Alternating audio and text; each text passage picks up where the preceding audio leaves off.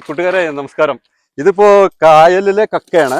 ഈ കായലിലെ കക്ക നമ്മളിത് പൊടിച്ചിട്ടാണ് ഇത് കൃഷിയിടങ്ങളിലേക്ക് കൊടുക്കുന്നത്. കാരണം എന്ന് വെച്ച് കഴിഞ്ഞാൽ ഇതിന്റെ pH കറക്റ്റ് ആവാൻ വേണ്ടിയിട്ട്.